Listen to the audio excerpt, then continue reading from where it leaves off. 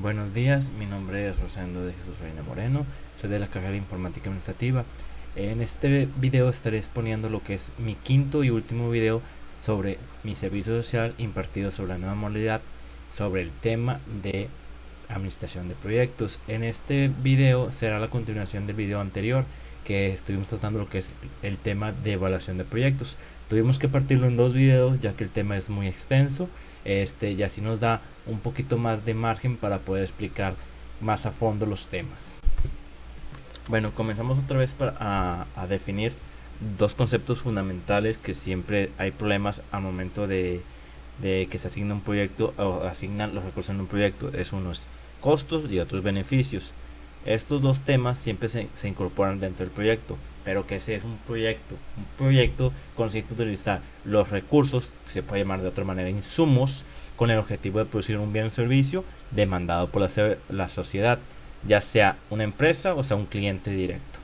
El uso de insumos o los recursos y su asignación a un proceso de productividad representa un costo debido a que estos recursos no podrán utilizarse en otra actividad o otro proyecto, mientras que el consumir los bienes que dicho proyecto genera, esto que se considera como un beneficio, ya que al realizarlo se satisfacen las necesidades que tiene este proyecto en ese momento. Bueno, esta es la segunda parte de lo que es evaluación de proyectos. Todos estos temas que veremos es complementación de lo que es el video que hicimos en el video anterior, que también es evaluación de proyectos. Veremos unos conceptos que ya hemos visto en el en el video anterior para recalcar lo que son estos términos, para que no se nos olviden más que todo. Bueno, ya habíamos dicho que los costos se pueden dividir en tres categorías diferentes, que es subcontrataciones, costos internos y otros costos.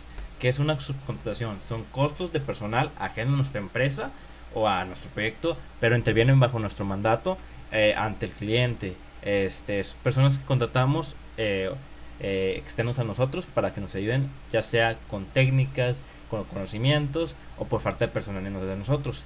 Lo que son costos internos que son proporcionales al esfuerzo real que se dedica y al consumo de recursos concretos dentro de lo que es el proyecto, y otros costos. En esto incluye lo que son materiales, equipo, viajes y estancias. Son costos que no pueden estar dentro de los dos primeros términos, que es costos internos o subcontrataciones. Bueno, esas son las categorías de lo que son los costos. Dentro de los costos están las subcontrataciones. ¿Por qué es bueno tener una subcontratación dentro de nuestro proyecto? La fundamental o la primera es para aportar y utilizar los conocimientos de profesionales de reconocido prestigio en el campo técnico del trabajo a realizar. Cuando nosotros no somos especializados en dicha área o no tenemos tanta experiencia como quisiéramos dentro de esa área, contratamos a un profesional reconocido dentro de esa área para poder aconsejarnos y para poder guiarnos en la culminación de nuestro proyecto. Siempre se ha usado este tipo de técnica para poder rellenar los huecos de conocimiento dentro de nuestro proyecto. La siguiente es para completar el área de conocimiento de nuestra empresa. Es lo que como ya me hemos contado, que prácticamente se contratan una subcontratación de profesionales para llenar ese vacío que tenemos de experiencia y de conocimiento dentro del proyecto que vamos a abordar, para incorporar infraestructura material o humanos que solo se requieren durante la vida del proyecto. Esto pasa comúnmente cuando nosotros hacemos el proyecto y nos falta personal, o abordamos un proyecto muy grande y no abarcamos tanto lo que son nuestra infraestructura o nuestro personal. Hay que contratar esa infraestructura de material o humano para poder completar el proyecto. Simplemente los contratas dentro de la vida útil del proyecto, y después pues ya se le da lo que es la culminación del proyecto y ya se le da su finiquito a las personas. Esto siempre se ha usado, es contrato una contratación por contrato prácticamente, para adaptar costos, ya que cuando nuestro campo de especialización no incluye una actividad concreta. Es lo mismo, nosotros vamos a contratar a una persona que sepa del área para poder llenar nuestros huecos de información o de alguna técnica que debemos utilizar. Bueno, así como hay ventajas para tener una subcontratación dentro del proyecto, también existen las desventajas de tener una subcontratación. La primera es, como es personal ajeno, va a ser difícil de manejar, específicamente en lo que es situaciones de crisis. Si tú ya tienes una plantilla, sabes cómo trabaja, cómo son cuando tenemos el tiempo recortado, sabes cómo van a reaccionar y cómo manejarlos. Cuando contratas a una plantilla que nunca habías trabajado con ellos y nada más la contratas para la vida útil de ese proyecto, no sabes cómo van a manejar las crisis por falta de tiempo o de personal. Entonces tienes que saber eso, que va a ser más difícil manejar a las subcontrataciones. La siguiente, el personal general que va a trabajar dentro de lo que es el proyecto, prácticamente es una válvula de escape de información, ya sea para nuestros conocimientos, para nuestros contactos e incluso datos esenciales dentro de o sensibles dentro de la empresa, de nosotros. Entonces hay que tener claro que puede ser una válvula de escape de información sensible de nuestra empresa o de nuestros clientes.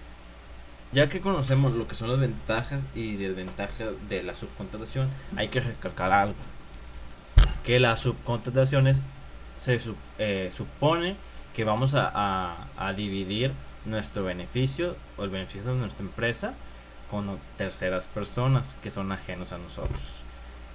Y prácticamente hay que recalcar que el criterio de optimizar un beneficio dentro del proyecto o dentro de la administración nos restringe a que solo vamos a subcontratar personal cuando se necesite, no siempre. O sea, si en casos simplemente que es estrictamente necesarios, prácticamente, no siempre que nos parte personal, simplemente cuando sea necesario contratar. Bueno, eso fueron lo que vimos fueron los tres o los costos más fáciles de ubicar, ya que realmente estos tres es la punta del iceberg.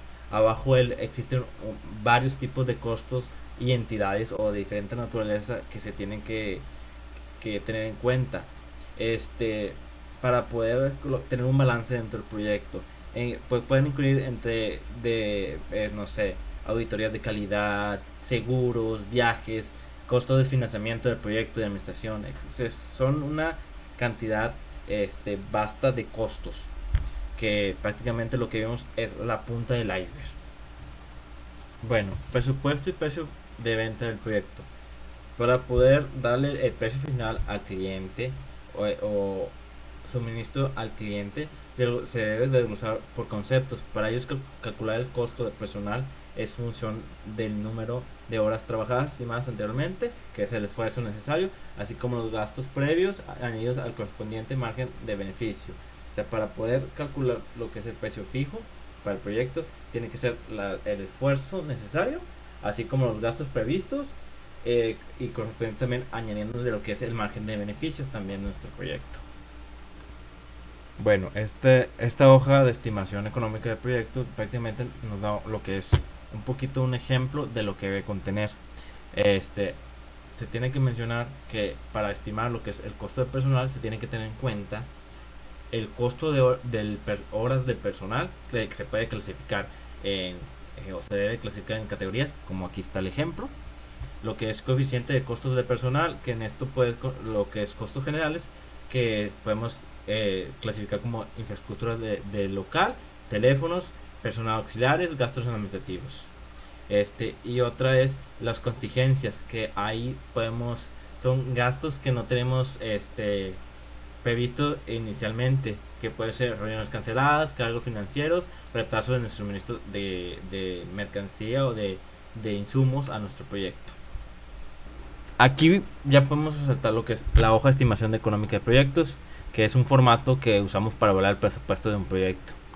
Esta hoja debe tener lo que es la estimación de horas de trabajo por categorías del personal, el costo estimado de subcontrataciones si el proyecto lleva las subcontrataciones, costos ligados a lo que es número de horas de trabajadores del proyecto, puede ser lo que son horas extras, los gastos estimados para material, equipo, viaje y estancias en gastos. Y también existen otros tipos de otros gastos varios dentro de esa categoría. El porcentaje que se considera adecuado para prevenir los riesgos y contingencias del proyecto para cada partida de costos. En estas categorías, todo lo que es los gastos que no tenemos previstos dentro de lo que es inicialmente lo que es el proyecto. Bueno, ahí acabamos lo que es el tema de presupuestos y el tema de costos. Entramos en lo que es planificación temporal de proyectos. Durante la actividad dentro de lo que es el proyecto, se tiene que resaltar que la duración de cada actividad o cada fase dentro del proyecto le influyen varios factores, entre los que están la complejidad, el esfuerzo requerido, el personal disponible para hacer esa actividad y también el tiempo que dispongamos para hacer dicha actividad. Para poder planificar lo que es nuestro proyecto hay que definir dos términos. El primero que son las técnicas de planificación, y el segundo que son lo que es las técnicas de programación. Las primeras, las técnicas de planificación, se ocupan de estructurar las tareas a realizar dentro de nuestro proyecto y definir lo que es la duración de cada actividad, así como el orden que se van a ejecutar. Y lo que son las técnicas de programación se encargan de la transformación del plan de proyecto en un calendario real por fechas, que se tengan en cuenta aspectos de recursos, costos, cargos de trabajo, etc. Una se encarga de que el orden y la otra es ya plasmarlas dentro de fechas. Bueno, vamos a ver dos técnicas de planificación. La primera, que es gráfica de Gantt, que es un diagrama bidimensional en el que se representan las diferentes actividades o tareas del proyecto en el eje vertical frente al eje de tiempo necesario para realizar las mismas en el eje horizontal. Aquí podemos ver las actividades que se tienen que hacer, las fechas que se tienen que cumplir, así como las horas aproximadas de lo que llevará cada actividad a realizar. Bueno, esa fue la primera técnica. La segunda técnica es la técnica de PERT, que suele hacer uso de grafos para representar las actividades involucradas en un proyecto y las dependencias temporales entre ellos. Dice que cada flecha del grafo representa una determinada actividad identificada por su nombre y duración, y cada nodo entre dos o más flechas representa una sucesión o himno temporal. Aquí hay un ejemplo de dicho diagrama, que es el diagrama de PERT. Eso fue lo que es planeación de actividades. Hay otro tipo de planificación, que es la planeación financiera del proyecto, ya que es muy raro que cuando haces un proyecto o una empresa hace un proyecto lo cobre al principio del proyecto. Por lo general, el precio de venta del proyecto se cobra al final, ya cuando está el proyecto en concreto. Por eso hay que tener en cuenta algo. Se tiene que tener un flujo, la empresa tiene que tener un flujo constante de capital, o siempre se va a arriesgar a perder ese capital que invierte y el esfuerzo dentro de lo que es el proyecto, ya que por lo general, como recalco, el precio de venta del proyecto se cobra hasta el final del proyecto. Por eso, por lo general, que a veces queda la empresa con flujo negativo al momento de realizar un proyecto. Por eso la mayoría busca lo que es financiamiento en bancos o en otras empresas de financiamiento para poder abordar los gastos de dicho proyecto. Ya cuando se cobra el proyecto, se paga ese financiamiento, y pues a veces tienen un beneficio corto porque financian lo que es el proyecto, a veces es más. Todo depende también del plan económico que tienes en el proyecto y qué tantos gastos extras lleva el proyecto de lo que ya se planeó. Bueno, esto sería ya la culminación de mi video, de la segunda parte de lo que es evaluación de proyectos y prácticamente ya mi servicio social. Entonces esto ya sería como un adiós de videos. Hay que recalcar algo, que para evaluar un proyecto o la evaluación de un proyecto es el proceso de identificar, cuantificar y valorar los costos y beneficios en un determinado tiempo.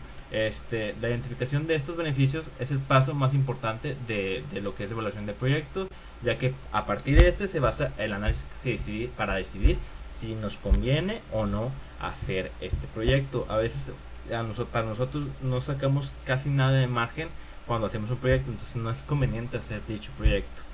La cuantificación y evaluación dentro de lo que es la evaluación de proyectos son actividades muy sencillas. La primera se realiza mediante la asignación de una medida física a los costos y beneficios identificados, y la segunda se determina un precio a estas medidas. Prácticamente en una analizamos cuánto va a ser y la otra ya fijamos el precio o los costos que tenemos. Hay que recalcar algo. En estos tiempos han salido varios personajes, o llamarlos de otro nombre, gurús de financiamiento o de emprendimiento. Estos simplemente te explican o te dan alientos de que emprendas. Se tiene que resaltar que no son personas dedicadas al emprendimiento. Son personas prácticamente que te motivan a hacerlo, que tienes que tener claro algo. No siempre los proyectos se logran o los emprendimientos tienen un fin beneficioso para la persona. A veces son negativos. Entonces se tiene que saber que hay varios factores que influyen para que un proyecto sea exitoso o no. Entonces hay que tener muy claro eso, porque muchas personas prácticamente en estas fechas se involucraron mucho en el emprendimiento y varias personas pues invirtieron dinero que no tenían o buscaban financiamientos para generar dichos emprendimientos, porque no sé, vieron tal video de emprendimiento o tal persona te lo motivó a aprender, pero no simplemente, a veces no sucede que el proyecto tenga un fin beneficioso, a veces que el proyecto pues es una pérdida para la empresa o para la persona prácticamente. Entonces tiene que cargar eso. Existen muchos factores que involucran para que un proyecto tenga éxito o no. Esto es ya la conclusión de lo que es mi servicio social o mi quinto video de servicio social. Este es un adiós. Hay que recalcar que toda esta información fue sacada de lo que es dirección y gestión de proyecto, un enfoque práctico, segunda edición México, de Domingo Ajenjo, de la editorial Alfa Omega. Todo este contenido está basado en ese proyecto, en ese libro, prácticamente. Entonces, ya esto sería un adiós. Les deseo lo mejor y muchas gracias por ver mis videos.